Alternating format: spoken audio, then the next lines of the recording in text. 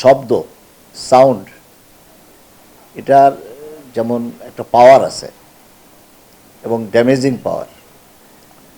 তো আমরা যে শ্রবণ ক্ষমতা আমাদের, আমরা যেটা দিয়ে কানে শুনি, এটা যেমন বহির্কর্ণ, মধ্যকর্ণ, তারপর অন্তঃকর্ণ, তিনটা স্টেজে যখন শব্দটা যায়, যদি হাই ভেলোসিটি সাউন্ড হয়, সেটাকে প্রোটেক্ট করার জন্য আমাদের কানের ভিতরে আবার মাংস আছে।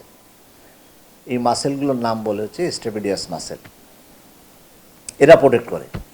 কিন্তু একটা সার্টেন ডেসিবেলের পরে এটা কিন্তু আর এরা প্রোটেক্ট করতে পারে না, যার ফলে যদি ব্লাস্টিং হয় বা হাই ভেলোসিটির সাউন্ড যদি আসে অথবা হাই ডেসিবেলের সাউন্ড যদি আসে, তাহলে আমাদের কানে ড্যামেজ হতে পারে। যদি ওই যে আমরা একটা কথা বলি যে ক্ষুদ্র বালুকার কণা বিন্দু বিন্দু জল গড়ে তোলে মহদের সাগর অতল, ঠিক তেমনি ছোট ছোট ট্রমা আস্তে আস্তে, যেমন আমরা যে এখন যে মোবাইল ফোন ব্যবহার করছি, এটা কিন্তু কানে একসময় ক্ষতি করবে। এই যারা জুট মিলে চাকরি করে তাদের এই সাউন্ডে, অথবা গার্মেন্টসে যারা চাকরি করে তাদের সাউন্ডে কিন্তু তাদের কানে ক্ষতি হবে। উন্নত দেশে প্রফেশনাল যে সমস্ত শব্দ দূষণের জন্য ইনজুরি হয়, তাদের জন্য একটা কম্পেনসেশনের ব্যবস্থা আছে। আমাদের সরকারকে এই কম্পেনসেশনের ব্যবস্থা করতে হবে। আর যত রকম সাউন্ডই থাকুক না কেন, সেই সাউন্ডগুলোকে নিউট্রালাইজ করার চেষ্টা করতে হবে। শিশুরা তো অনেক কোমলমতি, তারা কেবল অনগ্রোয়িং, তাদের এখনও পর্যন্ত কানের সমস্ত ম্যাচুরিটি আসেনি সমস্ত অর্গানগুলো, সুতরাং তাদের ড্যামেজ তো আমাদের চাইতে বেশি হবে। আমরা আমাদের স্কুল, কলেজ অথবা যে সমস্ত মেডিকেল কলেজগুলো আছে কিংবা হাসপাতালগুলো আছে, তার আশেপাশে, হাসপাতাল বলে তো আসলে বলার অপেক্ষা রাখে না, জনগোষ্ঠী যেখানেই বসবাস করুক, সবার জন্য সবার কানই তো একই রকম। হাসপাতালে যে আছে তার কানও যেরকম, আর যে একটা বাসায় বসবাস করে তারও কান। তো শব্দ যত বেশি উৎপাদন হবে, যত বেশি রিপিটেডলি ট্রমা করবে আমাদের কানে, তত আমাদের ড্যামেজ হবে এবং ড্যামেজ হচ্ছে। কানে আমাদের হিয়ারিং প্রবলেম হচ্ছে, মেইনলি আমরা কানে কম শুনছি, আস্তে আস্তে আস্তে আস্তে বধির হয়ে যাচ্ছে মানুষ, কানে কম শুনতে পারে। এছাড়া এই মানে ফ্রিকোয়েন্সির পরে নির্ভর করে, যেমন আমরা যে ব্যবহার করি, মোবাইল ফোন ব্যবহার করি, এখান থেকে একটা রেডিয়েশন আসে। শব্দের যেমন সাউন্ডের জন্য একটা পাওয়ার তৈরি হয়, তেমনি কিছু কিছু সাউন্ড আছে যার থেকে রেডিয়েশন তৈরি হয়, তার ভিতরে একটা যেমন মোবাইল ফোনের। তো এই রেডিয়েশন কিন্তু আস্তে আস্তে আস্তে আস্তে আস্তে আস্তে একসময় ব্রেন ক্যান্সার পর্যন্ত হতে পারে। তো সুতরাং আমাদেরকে এখন থেকেই সচেতন হতে হবে, নিজেকে প্রোটেক্ট করার জন্য, আমাদের বাচ্চাদেরকে প্রোটেক্ট করার জন্য। আমরা হিয়ারিং এইড ব্যবহার করতে পারি যদি মনে করি যে না, বাংলাদেশে এখন আমরা শব্দ দূষণের ভিতর দিয়েই বেঁচে থাকতে হবে, তাহলে আমাদেরকে হিয়ারিং এইডটা ব্যবহার করতে হবে।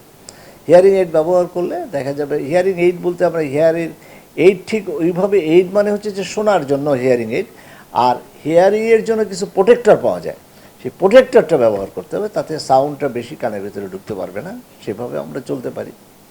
আর যতটা সম্ভব আমরা সিটি থেকে দূরে বসবাস করলে এই শব্দটা আমাদের থেকে আমরা মুক্তি পাব। না, নর্মাল একটা জিনিস কি, আমরা যেমন, আমি একটু বুঝাই যে আমরা যে নর্মালভাবে ফিসফিস করে যে কথা বলি, এটা কিন্তু 30 ডেসিবেল। নর্মাল যে কনভারসেশন করি, এটা হচ্ছে 60 ডেসিবেল। আর যদি একটু জোরে কথা বলি, সেটা হচ্ছে 90 ডেসিবেল। আর অনেক জোরে কথা বলি, সেটা হচ্ছে 120 ডেসিবেল। তো আমরা নর্মালি এই 30 থেকে 60 ডেসিবেলের মধ্যেই কথাবার্তা বলি। এই যে আমি যে কথাটা বলছি, এটা 60 ডেসিবেল।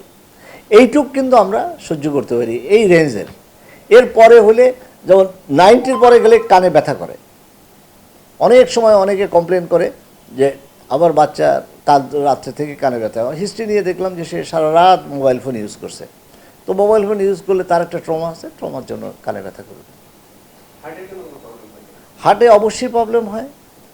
হার্টের প্রবলেম আমাদের আসলে অনেক কারণেই হতে পারে, তার ভিতরে শব্দের জন্য একটা, আমাদের যে পেস মেকারটা আছে এই পেস মেকারটা কিন্তু স্টিমুলেট হয় অটোমেটিক্যালি, তো সাউন্ড কিন্তু তাকে স্টিমুলেট করে দিতে পারে। সাউন্ডের একটা নিজস্ব পাওয়ার আছে, যে পাওয়ার দিয়ে তারা স্টিমুলেট করে। আমরা যে হার্ট বন্ধ হয়ে গেলে বুকের উপরে যে তাদেরকে দেই, শক দেই, সে শকটা কিন্তু এক ধরনের এনার্জি। তো সুতরাং আমাদের এই এনার্জির পরিবর্তে অল্টারনেটিভ এনার্জি হিসেবে সাউন্ড কিন্তু হার্টে ড্যামেজ করতে পারে। আমাদের ঢাকা শহরে হাইড্রোলিক হর্ন ব্যবহার করছে, এই হাইড্রোলিক হর্নটা কিরকম হতে পারে, বা মাইকের শব্দ? Any sound more than 100 decibel is dangerous. Any sound 100 decibel-এর উপরে গেলেই সেটা কিন্তু ডেঞ্জারাস। শিশুদের বাবা মায়ের প্রতি পরামর্শ কি থাকবে আপনাদের? না, আমি বলবো যে আজকের শিশু আগামী দিনের ভবিষ্যৎ। আমাদের বাবা মা শুধু না, রাষ্ট্রেরও একটা দায়িত্ব আছে। তো আসলে হয়েছে কি, আমাদের এই ঢাকা শহর কিন্তু প্ল্যান্ড নগরী না। এখন আমাদের সময় আসছে প্ল্যান্ড নগরী করে গড়ে তোলা। আমরা কোন জায়গায় কতটুক গাড়ি চলবে, কোন এরিয়াটা গাড়ি চলবে না, কিভাবে আমরা আমাদের বসবাসের যোগ্য নগরী গড়ে তুলব, সেগুলো কিন্তু এখন কাজ করার সময় এসে গেছে।